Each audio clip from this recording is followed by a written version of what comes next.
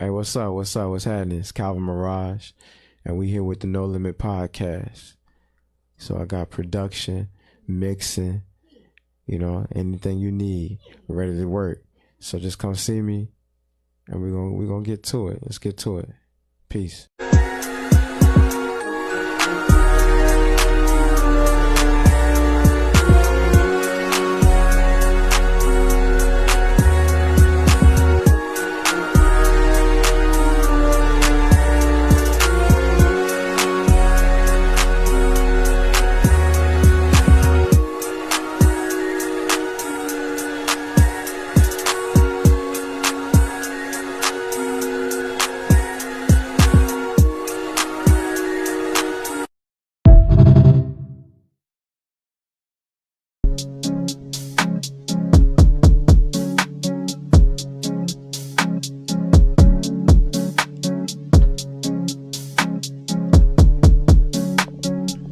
I keep on falling for them bad ones, but they're no good for me.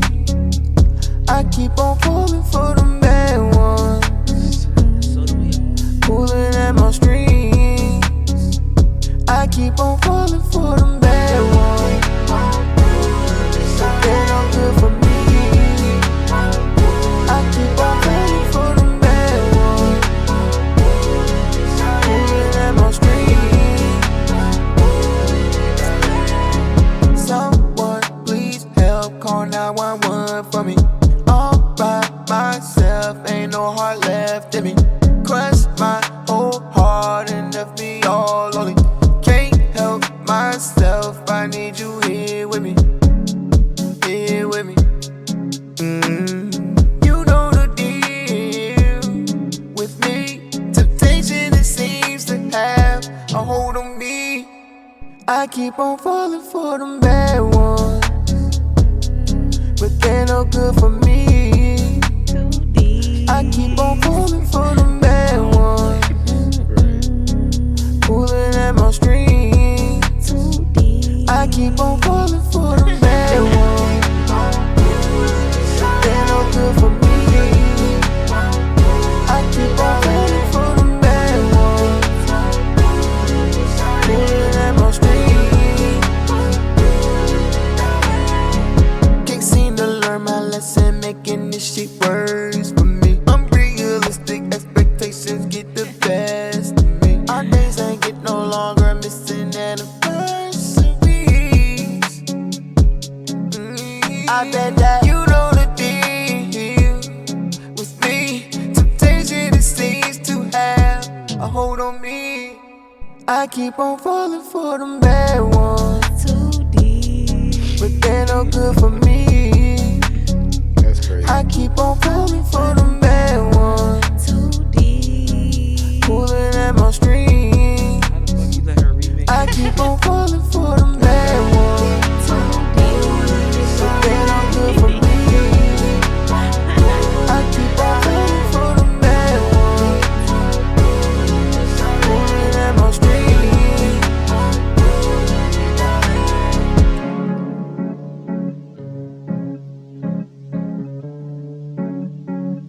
It's a lovely song. It is. I like that song. You already know what time it is, ladies and gentlemen of the 757.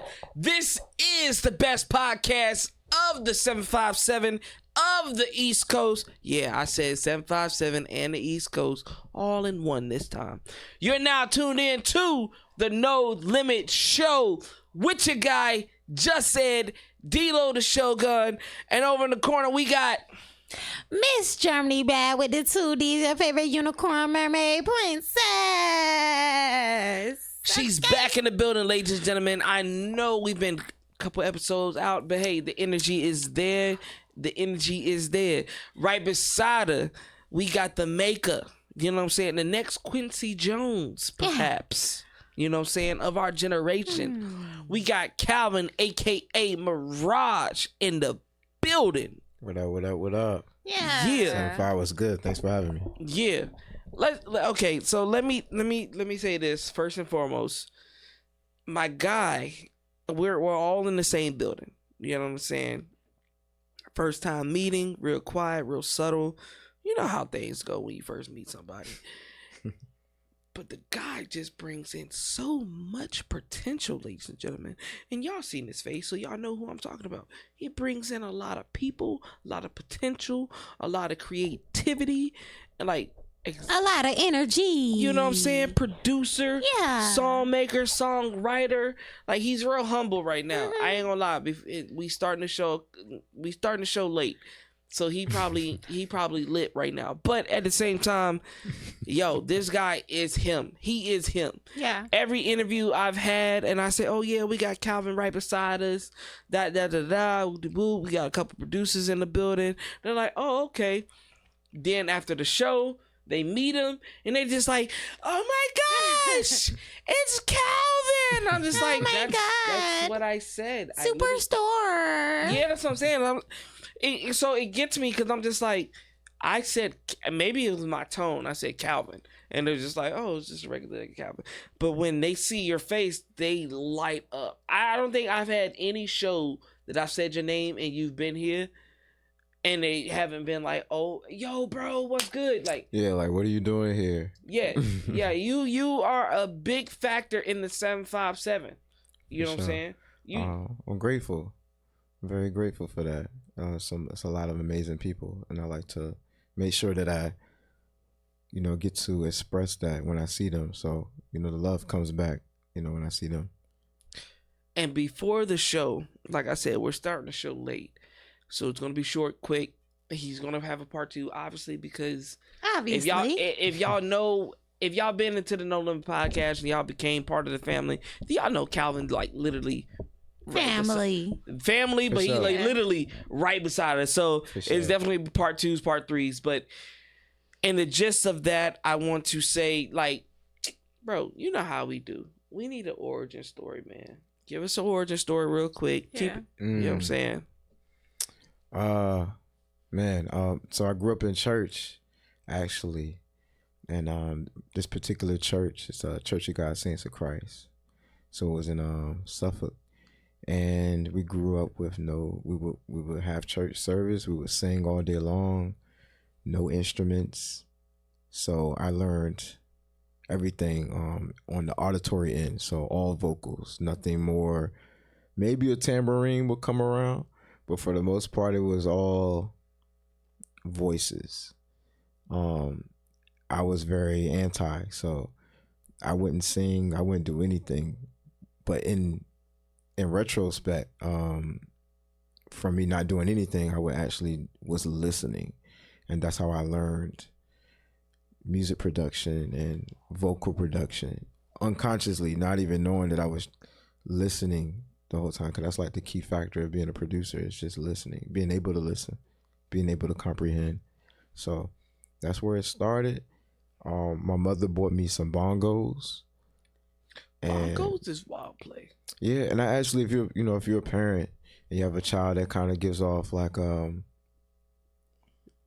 passion for music, give them some bongos. Bongos teach you texture, teaches you that the edges have their own sound and the inner workings has its own sound.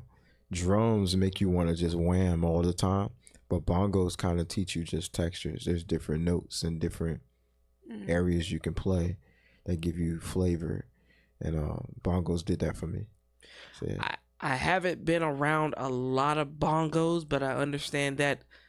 And ladies and gentlemen, don't hate me for what I'm about to say. That foreskin, go over top. It definitely feels. It definitely feels weird. It definitely feels funny when you're hitting the drum. But like you said, you catch that rhythm, you catch that tone, that. I don't know, like when you hit the bongos and you hit like certain type of drums that necessarily don't have sticks, has your hands involved, like you're not necessarily producing music, you are music. You are the music. Creation. Facts. You are sound itself, like, you know what I'm saying? And it's a wonderful feeling, and being part of a minority culture, minority race, like, if we seek deep down, I know everybody like to call themselves Cherokee, right? Like, oh, I'm Cherokee Indian. I'm just all this. And they have bongos too in their own aspects. But at the same time, like, we come from a culture where it's just musically sound to bring us together. Love, death, life, happiness, sadness. Like, our culture is based off music and experience. You know what I'm saying? Yeah. And sound and loving one another. And I'm not gonna. Actually, I am gonna say it. That's why we're God's people. You feel me? Yeah. Feel me? Yeah. Because we are unity. We are togetherness. We are what we need. We are true love. Mm-hmm. And unconditional good love. You exactly. Know what I'm talking about. That's real. That's like. real. But you gave us a lot of backstory. Yeah. You know what I'm saying? I'm not gonna blame why we started late for that, but actually I am. You gave us a lot of backstory of who you are, your character, what you've been through, and it seems like you've been in the 757 doing a lot of moves for a long time. For sure. Yeah. You know what I'm saying? Like, when I know you said your parents brought you, bought you bongos, but like, when was it that you actually loved? Because I feel like sometimes parents put things in front of kids and they force them to love certain things. A little pressure. Yeah, but when did you say, hey, Leo, besides anybody else, I love music? Oh, no, it was built in. So it was automatic. I was pulling things out of the kitchen, pots, pans. I was known around the neighborhood as the kid that was on those green generator boxes. And I would just be drumming on those. I drum on slides. My mom actually hated it. So like, I would be in the back seat of the car and I'm tapping on the windows, and drive her wild. It would drive her crazy, but I couldn't help it. The couches, the arms of the couches, oh yeah, they was getting battered and like bent. They all bent up. The bongos eventually got bent up. Anything that made a sound, I was curious enough to test it out. And I would just keep going. Like, everything that can possibly make a sound, I would find it, start drumming on it. And then I developed this technique where I was tapping, because in school we used to do we used to beat battle and stuff in school, and of course the grinding beat was like the thing. It was the common. You know what I'm saying? Like, if you can't do the grinding beat, you suck, your ass, right? Sit with the other. Yeah, you suck if you can't do the grinding beat. So I wouldn't do the grinding beat. I would do Q-Tip, the Breathe and Stop record. But I would do with just I would finger tap. Some people would do the utensils with the forks and stuff. Some people would use pencils or pens or whatnot. And but I would do finger tap, which would sound like a snare drum on some like drumline type stuff. And I would do that. And that was just unique for me. And that's what really got me started there. And then like fast forward to like high school, I did this track that ended up turning into a song called I Can't Explain. And shout out to DJ Glenn. But I gave him the track. I went home. I couldn't come outside, so my nickname was Curfew. So I couldn't even be outside. Yo, feel me? So we're not gonna do that. We're not gonna skip over the nickname. That nickname. Yeah, nickname Curfew. Curfew was my nickname. Wild play. Yeah, East Lane. You know what I'm saying? So out Peachtree. So like, I was known for, I would play ball and I would come outside and I would have all the basketballs and like the lights come on. I'm like, hey guys, I got to get my basketballs. It's time to go. And they're like, come on, Curfew. And then, so I would never be able to come outside. But DJ Glenn would have like these parties. Like he would be at these parties, he's DJing. And so we did this record. I did this one record, sent it to him. And I went to school this one day and everybody's running up to me. They're like, you the little nigga that did the song? And I'm like, what song are you talking about? And I'm like, I don't know what's going on. So I go talk to DJ Glenn. He's like, yeah, your song been playing at this party. And I'm like, what song? He was like, come over to the house after. So I go to his house. He plays his record. It's called I Can't Explain. Song is like, it's crazy. But when I heard my name like they said my name on the track, when he was like, Lil Cal on the track, I almost cried. Goosebumps. You know what I'm saying? Went up on my arms, and I was like, that's when I knew. I was like, that's what I want to do. And just seeing other people happy that I helped them, I was a part of something that made someone else excited. That's all I wanted to do. And at that time, Swiss Beats, Dark Child, anybody that had a name, you know, their name was being Kanye, their name was being said on the track. So for somebody else to do that at one time, I was like, oh my God, this is amazing. It feels godly. It's godly. Yeah. But so yeah, that's how I got started. Because I mean, at the end of the day, you are influenced, and like understanding a percentile of your clientele. Like I've only seen a couple, but people adore you, bro. Like I'm not gonna shun away from the fact there is no hate, no animosity in my blood. People love you. Like I've been in here a couple times where I just hate. Look, damn, I forgot to get this video for today, and I'm just coming to get this and I'm that. But sometimes I sit back and listen. I listen to your sessions, and y'all probably don't even know I'm in here. And I listen, and I'm just like, people love the way you talk to them, your appearance, because you also take photos and stuff like that. They love your energy, bro. Mm-hmm. You have one of those type of energies where people can be themselves and be comfortable. For sure. And a lot of people don't have that. Yeah. I said in a couple episodes ago, those type are a dying breed. They're not appreciated because people are selfless, because people are just giving. Like, you know what I'm saying? Like you give 110% on your records, and I've listened to you, even I've episodes, podcasts, and we introduce everybody, and everybody's about to leave, and you still in here working on your craft. Yeah. For sure. Like for sure. 4 a.m. Yeah, 4 a.m. I'm all the way. I'm going all the way. Was that determination always there, or was it something that you had to grow into? I honestly, I create music to hug myself, actually. So, my personality is very driven, and when you grow up in a space where it's like, oh, he's good, he don't need too much attention because he kind of moves, he falls, he knows how to get up. You know, some people need that. Let me help you up, and so.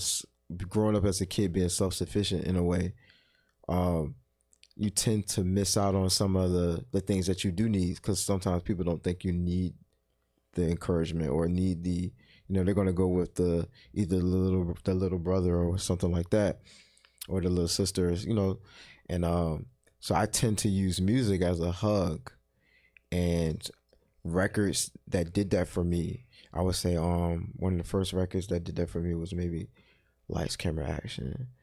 That was amazing. I remember all the times. Maybe the Fugees, the Lauryn Hill record. Yeah. Like Outkast for sure. Rosa Parks did that for me, where it was like inspiration, but it felt like a hug at the same time.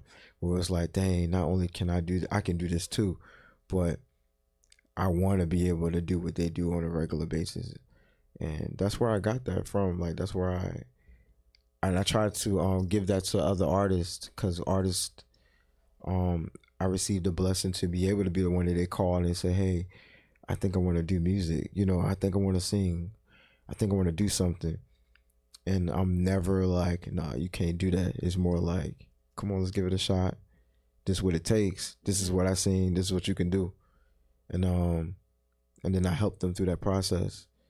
And it's a joy to see someone have an idea, and then you get to see their vision and then you get to help them get there, and they're just like, yo, so it's special. It's a special space for sure.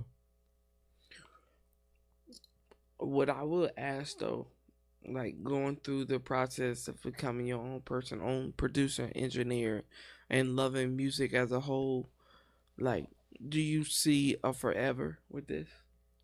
I don't really know what else to do. I mean, I'm good at a lot of different things. I have my own fragrances. I do massage therapy. Hold on. Wait a minute. Now, I've been known homie for about a couple months now. He didn't bring me no oil. I did. I gave you one. You gave me oil? I gave you one. Is that one I'm wearing Yeah, right now? yeah, it's called them too. It is fresh. Okay, next question. We're just gonna stop that right there because I don't want to go no further. But that's wild. Mm-hmm. So got him. you did get me. You did get me because I've been putting it on because you know the crazy thing about it. I love smelling good, right? I love smelling good. But I've always been one of those natural smelling, like, yo, you take a shower, you put on lotions or whatever. That's your natural smell. Mm. Or you take a shower, you know what I'm saying? Yeah. But with the oils, I never liked the sprays because the sprays, they just stain your clothes and they're always in it. But the oils is just like, it's slick. You rub it on your wrist, you rub it on your neck, and it's like, boom. Yeah, for sure. And I can honestly say, ladies and gentlemen, the oil that he's giving me, I've been putting on for the last couple months. So if you pay for it, it lasts. Feel me? And it smells wonderful. It does. It smells wonderful, and it sticks in your clothes. Well, tell them what's the name of it. It's called Merazh. I think the version he has is the second installment. You got it on? No, I don't have it on. I do. He has it, but it's called Merazh. The first one was the M1, which was the original Merazh. First version. Yeah, the first version. MV. No. Go ahead, continue. But yeah, and that started in 2019. Got released in 2019, and it continues to sell out. So I'm blessed to be able to have a fragrance, and and I'm moving into car fresheners and perfume sprays, pretty shortly. So it's exciting. Smart move, ladies and gentlemen. Smart moves. You can go beyond music and really tap into the culture. Mm-hmm. But what I really want to know, because you said it and then I said it in the beginning of the show, but I really didn't. It's just one of those things that you say. Mm-hmm. Who is Merazh, man?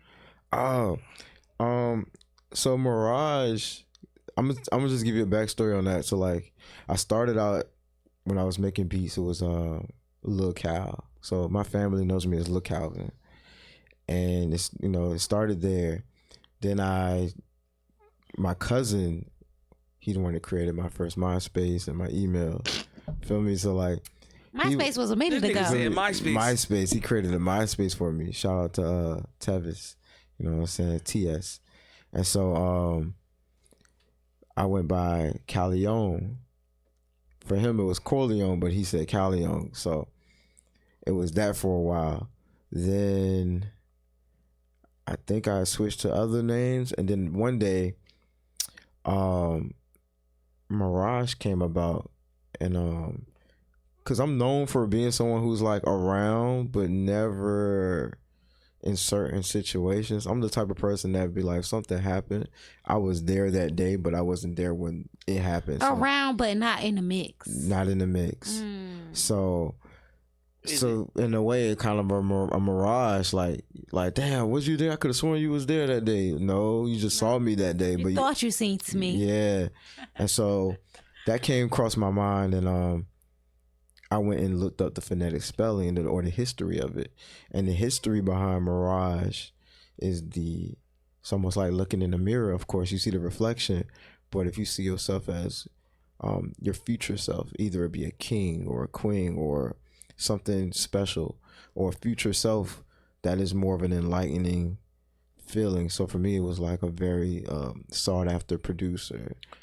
And that was my Merazh. But it's an enlightening thing. So I changed the name to a phonetic spelling. And that's how you get the Merazh. I'm just saying, I'm taking it, and y'all gonna see this on the internet. Merazh is my next baby's name. Whenever I decide to have a next baby, Merazh, first name, middle name, I don't know what it's gonna be, but Merazh is in there because once you explained it, once you broke it down, like you see movies with Mirages, and you just like, oh, okay, it's Okay, just a can false interpretation of something that what you want. Right. But when you explain it like that, like, so Merazh, Hold on. I claimed it. Just Ed claimed it. Next bitch. Wait. I already claimed it. You can't But you can claim it. I'm just saying. What's the lady who had the husband and she fucked on the president? It's not Mirage, but something. Lisa Minnelli or something. Lisa Minaj. I mean, Bill Clinton. she fucked on some president. I disagree. It had to be Clinton. That was Yeah, but her name wasn't Mirage. Yes, it was. I mean, Nicki Minaj got her name from Mirage. And Mirage was a slur. A slur whore. What are you talking about? Hold on, no. So Minaj and Mirage are two different names. Let's but you know who I'm talking about, right?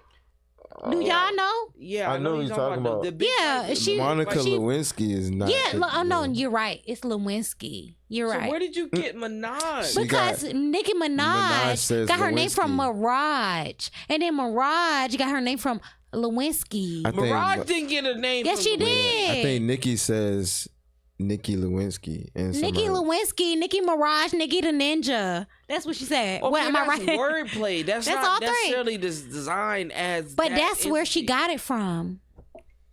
We in there. Minaj, Mirage, I'm Lewinsky. sorry. So what I just did was Nicki Minaj, Nicki Mirage, Nicki future Lewinsky. kid's name, and you named the bitch that was sucking dick under the Oval Office. I'm not going to accept that. I'm sorry. I'm not going to accept that. I apologize, ladies and gentlemen, but no.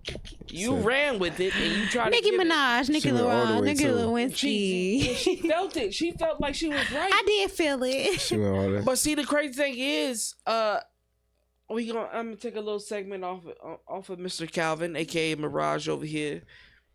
Miss Germany Bad has been 2 Ds with 2 Ds has been MIA.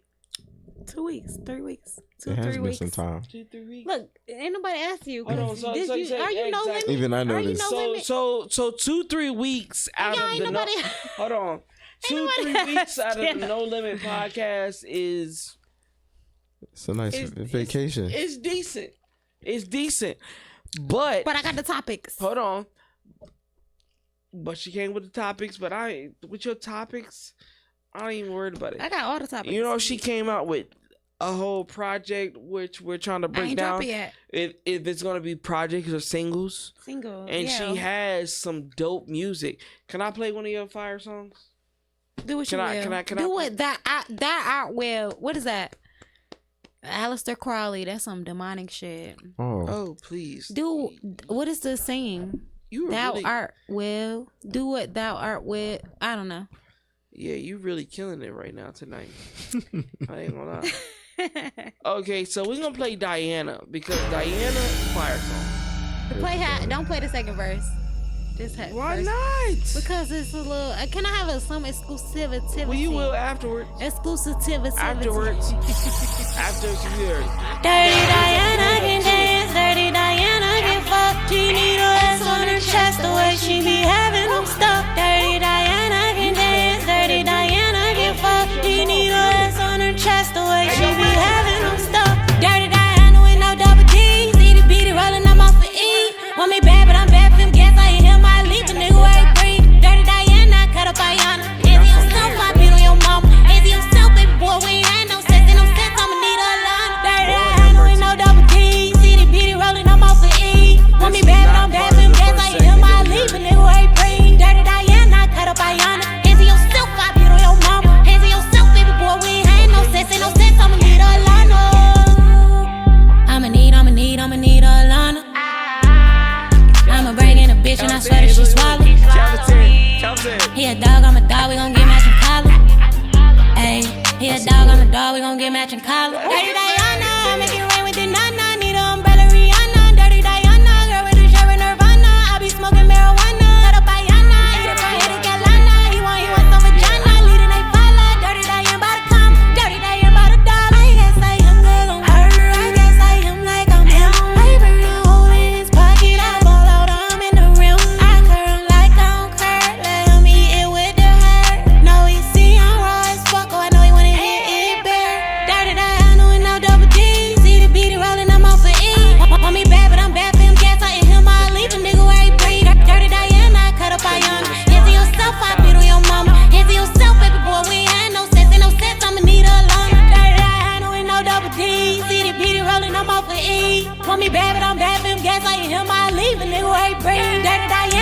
up Ayana. Hands to yourself, I beat on your mama. Hands to yourself, baby boy, we ain't had no sense. Ain't no sense, I'ma need a lot.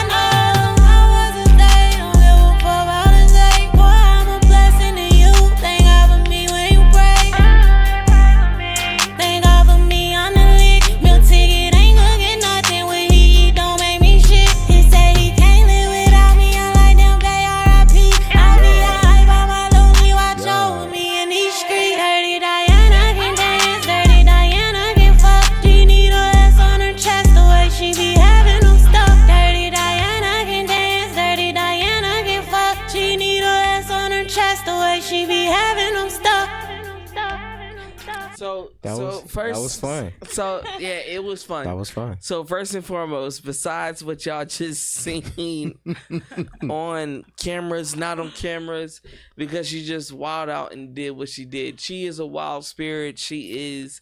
That's one of those things where I appreciate as a host, as a co-host for the No.Limit podcast, is being spirits of your own entities, like really taking yourself beyond your norm, getting out of your comfort zone. So what you just seen was, I would say, out of her comfort zone, because I guarantee I didn't see that. Me didn't see that company. When we listen to the song, she was not feeling it. But during the episode, you were feeling it. So that right there is came what on. I told you earlier when I said, hey, yo, if you're going to push a single, just like that. You just did it. There's nothing but content on content on content. You have the steps, but you're not really looking at your steps. You're not really looking at what you can produce and put yourself out. You know what I'm saying? Yeah. So, with that being said, the single Diana is out. It's fire. Yeah. It's not out yet. It's really okay. Not So it's not out yet, ladies and gentlemen. Y'all got a sneak peek. It's a No Limit exclusive. Yeah. But I will say that you had the opportunity to show them what to expect. Yeah. Now, like I said, and Calvin said, and I think a lot of people will say, save it. Put it, nurse the song. Nurse it, give it everything that it needs. In 2025, release that motherfucker. And springtime, by spring, the first day of spring, I guarantee if you do these fucking genetic steps, I call them genetic steps, everything will succeed. You hit them with a little promo, you feed them into it, you don't let them listen to the full song, you let them see your energy, and they're gonna follow suit. And by springtime, can y'all teach me anybody know how to moonwalk? What? Y'all know how to moonwalk?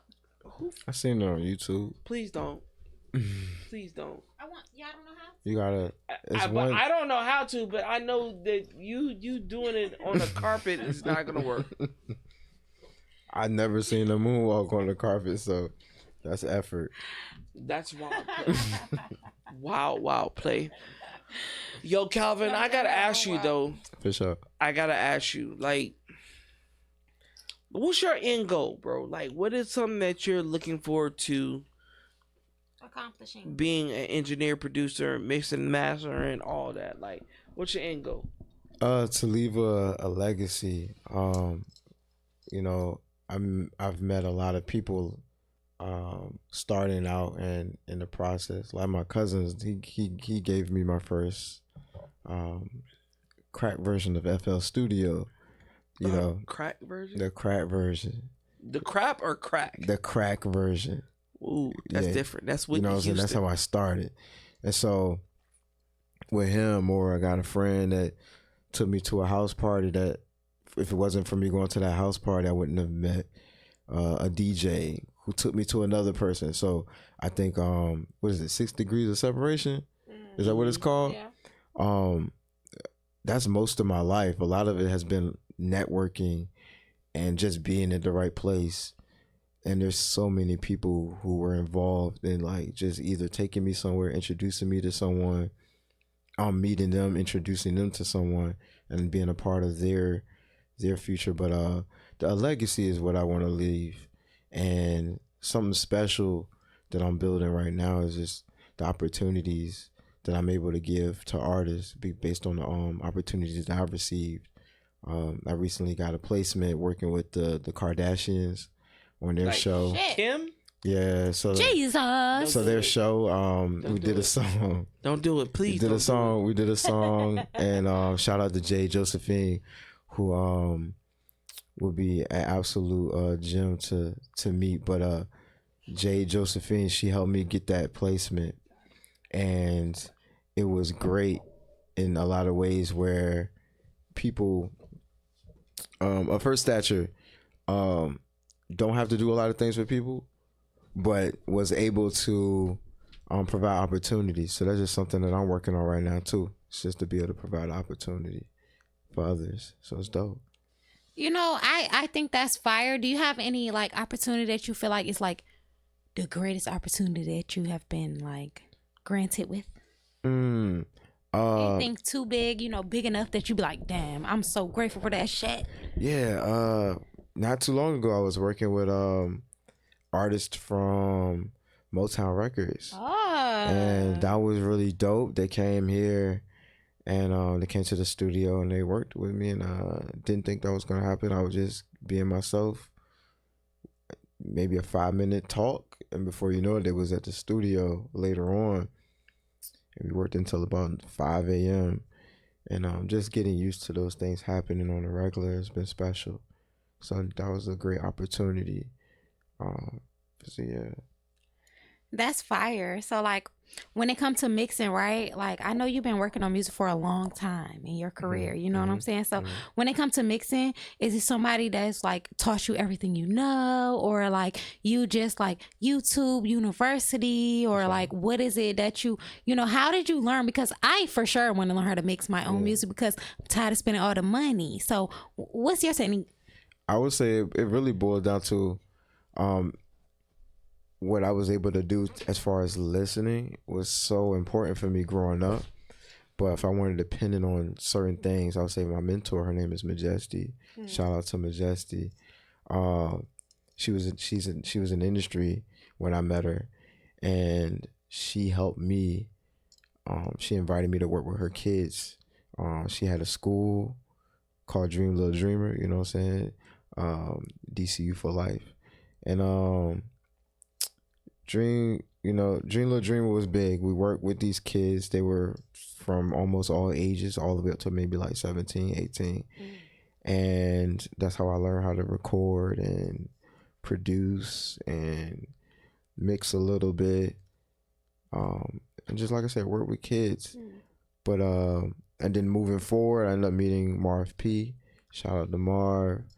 And shout out to Marv. You know what I'm saying? So yeah, I worked with him for a long time, and I learned a lot just working with him as far as mixing, and that was cool. So if you had like, for example, like if you hosted a class, right, for you to teach people how to mix or master, do you have like a certain price range that you would think you would go off of, or do you think you would just be like, oh, like each individual, or like what would be your thing? I knew she was gonna go for that. I'm curious. So with this question, answer honestly, because you never know potential clients. For sure. Mixing is, around 200. Where I'm not even, because I'm a producer first per song. So I'm a producer first. And it's definitely vibes first, over everything. Paperwork do get done. Split sheets are important. But as far as like, you hit me up and you just like, hey, I just want to mix.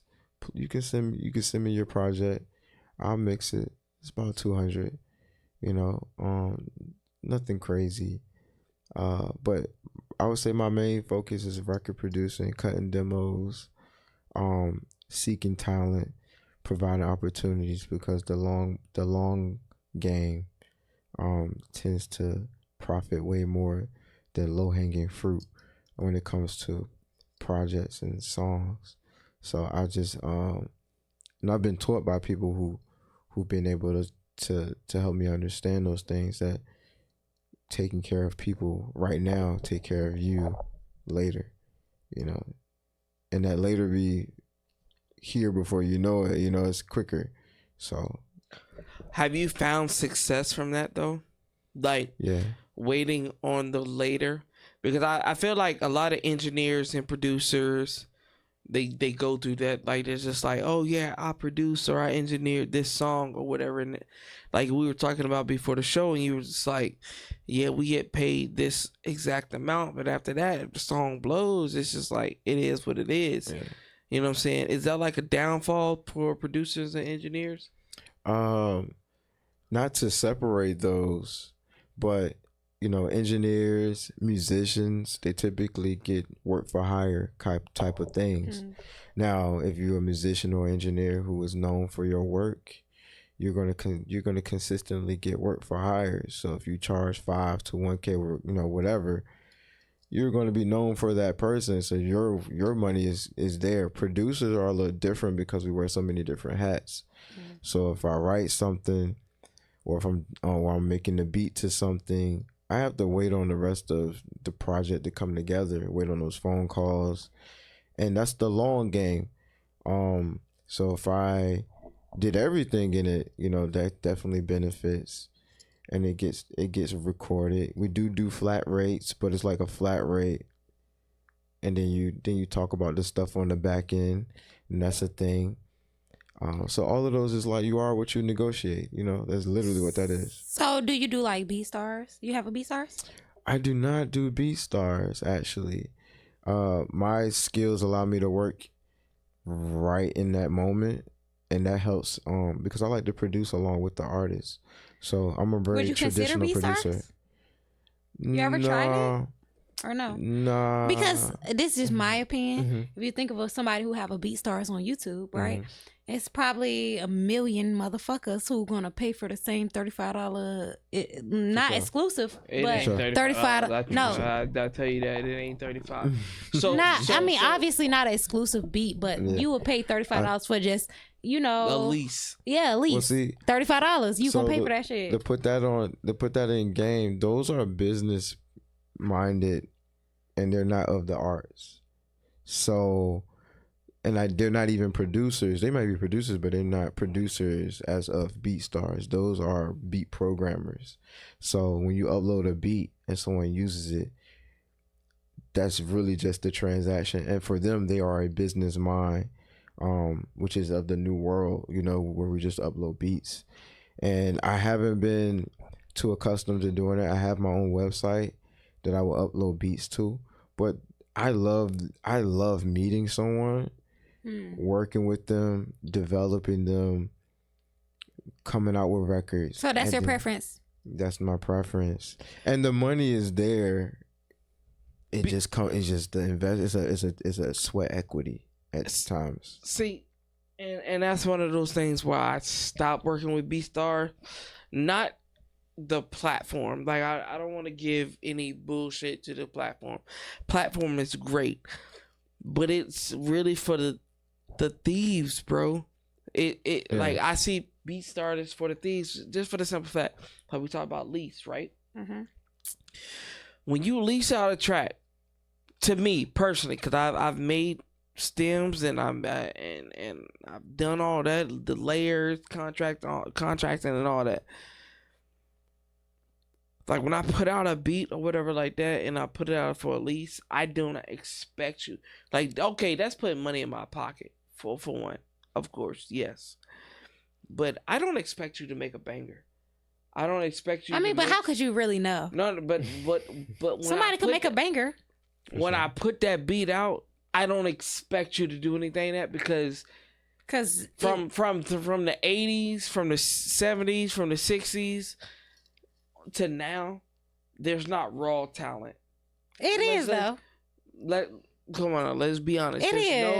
There's no raw talent from back then in the day that's not sampling off another beat, drum kit, cymbals, piano, guitar, like bass, cello. There's nobody that's really doing it on their own for real that stamped themselves. Yeah. So I say that to say this is just like, if I put a beat on BeatStars to sell, I expect 50 leases, because I don't expect you to go over what's the ratio? I think it was back then when I did it, it was like 25,000. You don't expect somebody to want an exclusive beat. So 25,000 views is what I expect. After that, then we go to the limited, then we go to an exclusive, then we go to proprietorship, ownership of your whole thing. You know what I'm saying? Yeah.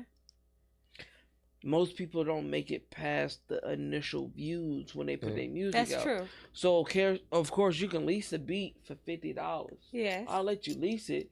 You put out your, oh yeah, this shit fire, da-da-da, put your single out of it. You might promote it on Instagram, YouTube, and TikTok, and maybe Facebook. You might, if you're that dope, you might put out 70K viewers. Yeah. And with that 70K, you might put out 3K comments. That's if you're interacting with everybody. Most of these cats right now, they're not used to that. Yeah. So they, you know what I'm saying? Most of the people right now, they think it's a celebrity complex. Everybody think they celebrities, and when they look at their comments, they think, I don't have to respond to no comment because I'm a motherfucking da-da-da. So with that nigga, fuck you. So with you that ain't being nobody. Said, you from the motherfucking, not even, wherever the fuck you from, bitch. So with that being said, tomatoes. Why would I give you exclusive content to a beat that has what Calvin said, potential to reach somebody else? Like, because at the end of the day, you really a loser, but you getting some exclusive content. Who are you? I wouldn't say a loser, but at the same time, with a you're big somebody L. that's practicing or not really taking 100% of your craft. Yeah. You got somebody that's been doing this before he was even an adult, officially government wise. So if I'm using a beat that he really put effort in, you gotta expect his goals and expect my goals. My goals is to reach 5,000 people. His goals as a producer, as an engineer, is to reach millions. Yeah. You know what I'm saying? Or at least 20K. That's how you 20, build 30K. your name. That's how you build your arsenal. Right. So at the end of the day, like, a lot of these But cats, the thing about it is, they don't do what they need to do. People pay the money for the No Limit podcast, and they have to expect what's intended. No. So the people that pay, and there's certain people, and I'm sorry, I'm gonna have to cut y'all off in this one. The people that pay to come here, I know y'all are friends and family with a bunch of people, and y'all probably ask the same question: why I gotta pay? You ain't have to pay. It's because it's based off my interests. Yeah. It's based off my team's interests. Yeah.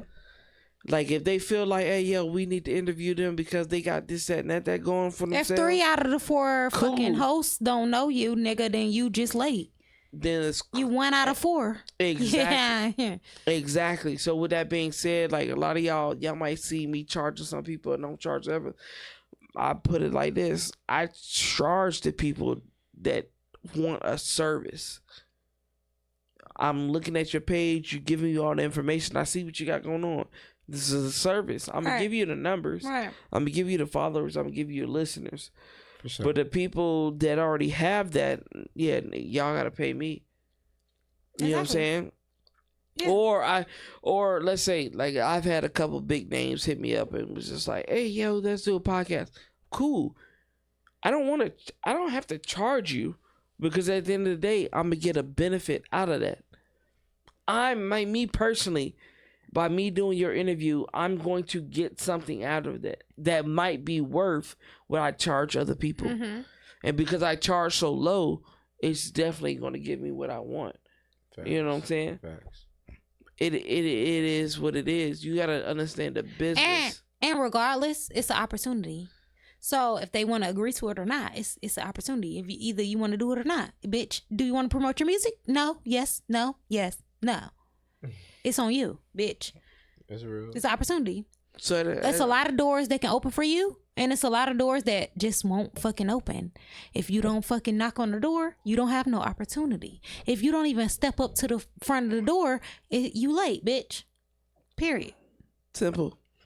Sure. But as an engineer and producer, and you're trying to find clients, you're trying to work through all the BS of the 757, because we all love the 757, but let's be honest, the 757 comes with a lot of BS. working through that, have you found your home? Have you found your niche? Have you found your comfortability? I dance around, to be honest. I think because my traditional suit of being a producer, I sell you the experience versus worried about being an engineer. Engineers have to deal with artists. Producers don't have to deal with artists. And we get to pick and choose who we want to work with, and that makes things free. As far as flow. But as far as an engineer, they kind of have to listen to the artist. They have to take those sessions with people who may not have any business being in the studio. And so I don't have to, I was blessed that I don't have to do that.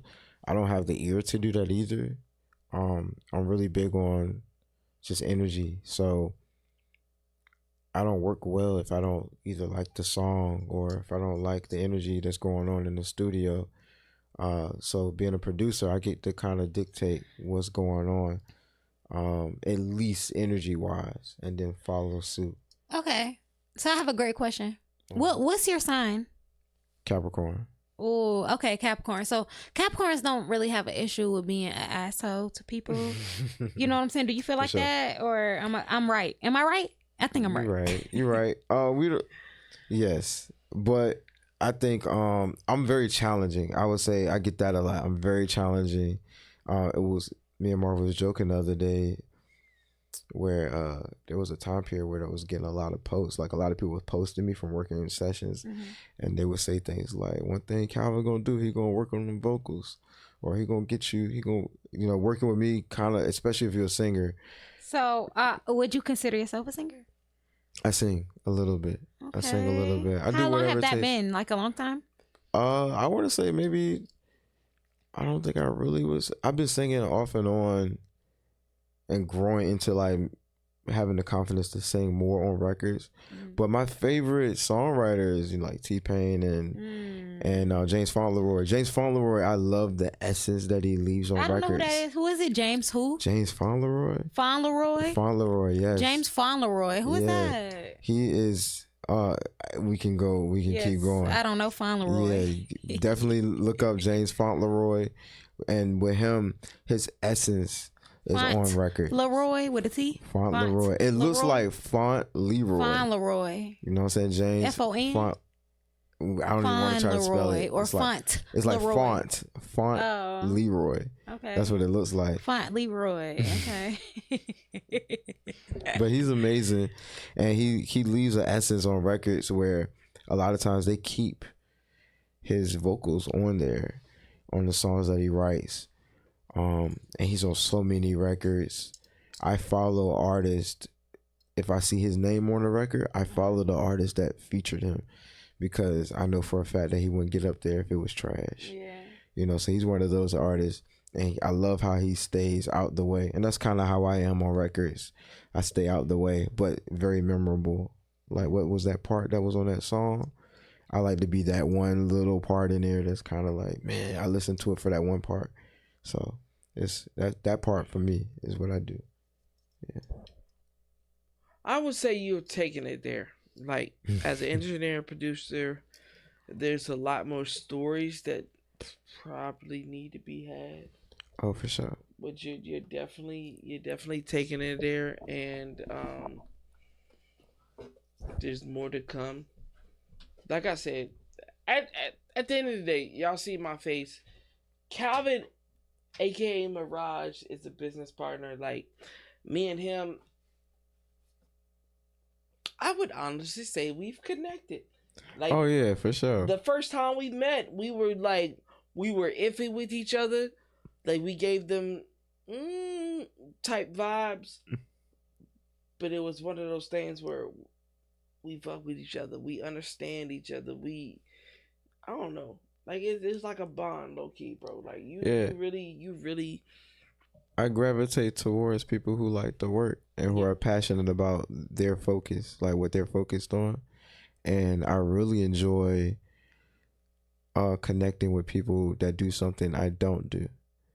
Because we're in an area where everyone likes to do what the next person does. Exactly. You know, and so and I think that's one of those things because I interview folks. I interview everybody. Anybody that has a talent in the 757, I interview you. You know what I'm saying? I would like to interview you. I would like to bring you on the show. I would like to put you on the spotlight. And Calvin interviews and he records people that want to make a difference or make a purpose in their lives. Or, you know what I'm saying? Just make great music. But our bond right now, these last couple of months have just been different. Like, it's been okay to accept certain things that you say. It's been okay to certain things that I said. You know what I'm saying? For sure. And we don't take it from no negativity spot. Like, it's just been vibe. It's like, always safe. You know, it's always safe. Exactly. We vibed at least 2 hours before the show. Yeah. You know what I'm saying? So right now what y'all getting is y'all getting aftermaths. And with the aftermath, I will say Calvin is that one. I haven't heard a bad mix, single beat making process. I haven't heard anything bad from this guy. Like, he does magical work. And he works with the top tier heads of the 757. And I know with his personality, he will expand if the opportunity is up to him. Like, you got talent. I appreciate that. And that's my flowers. To double down on the flowers, you know what I'm saying? I speak on your name to several different people because there are people who do ask. Yes, sir. You feel me? There's people that do ask about you. And because I have artists that work with me and they like, what's going on over there? And I'm like, it's a podcast. And at times when the song mutes and they hear there's a podcast going on, they're kind of just trying to like, man, what's going on over there? And I'm like, yeah, you should check them out. You know, check out their page. You know, and one thing I do appreciate when I do listen to you, you care about the music. You care about the person that's sitting in front of you too. Even if you don't know them right off, you find ways to have research done. You take the time out to find out something about them and ask them very important questions that benefit a lot of different people. And I think that's important. A lot of times people bring in interviews and don't know anything about the person in front of them, not even human things. And you're really good at bringing human energy involved, you know, inside of a space where it works. And then you can play the music and go, oh, I see what you did there. And so I heard some amazing things happen. It's an impact, even if it's not an impact right in the moment. I can see the impact that it has working with different numbers of people. So yeah, so flowers back to you for sure. And that's only the beginning, ladies and gentlemen. Like I said, this was going to be a short show just for the simple fact that we had multiple shows planned up, but we didn't have it. But hey, guess what?